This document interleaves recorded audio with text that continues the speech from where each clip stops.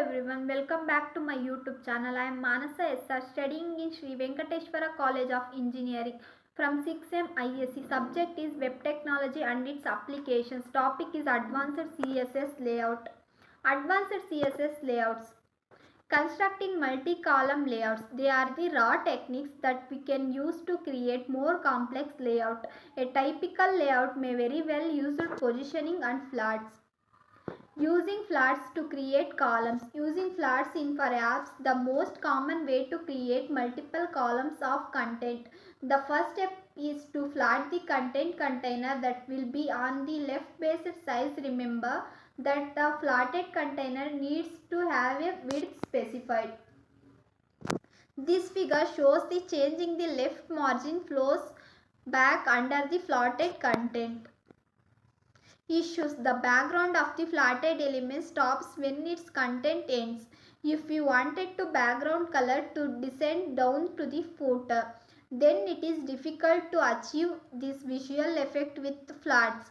A 3-column layout could be created in much the same manner as shown in the figure. Another approach for creating a 3-column layout is to flat elements within a container element.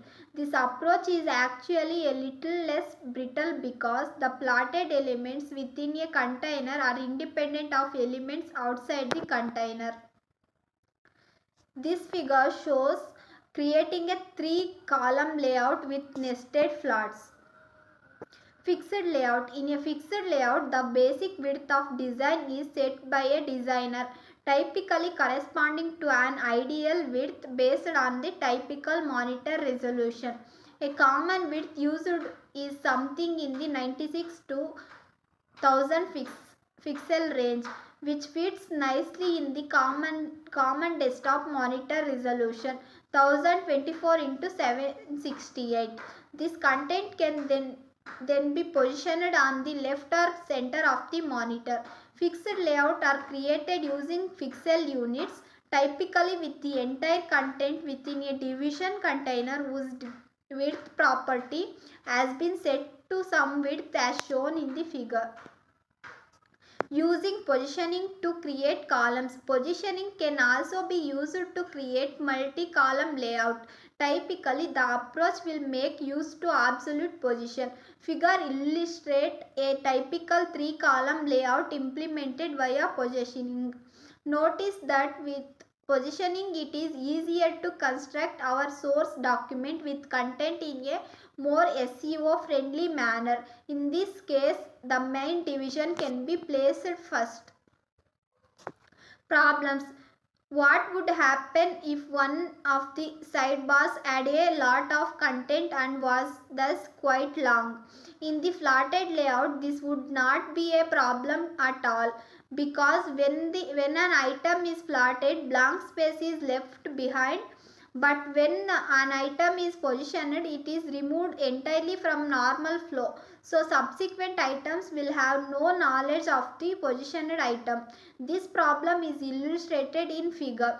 And one solution to this type of problem is to place the footer with the main container. Approaches to CSS layout. One of the main problems faced by web designers is that size of screen used to view the page can vary quite a bit. Some users will visit site on a 21-inch wide screen monitor that can display 9920 x 1080 pixels. Other will visit an older iPhone with a 3.5 screen and resolution of 320 x 480 pixel. Users with the large monitor might accept a site to take advantage of the extra size. Users with the small monitor will expect the site to scale to the smaller size and still be usable. Advantages. It is easier to produce and generally has a predictable visual result. It is also optimized for typical desktop monitors. However, as more and more user visitors are happening via smaller mobile devices, This advantage might now seem to some a disadvantage.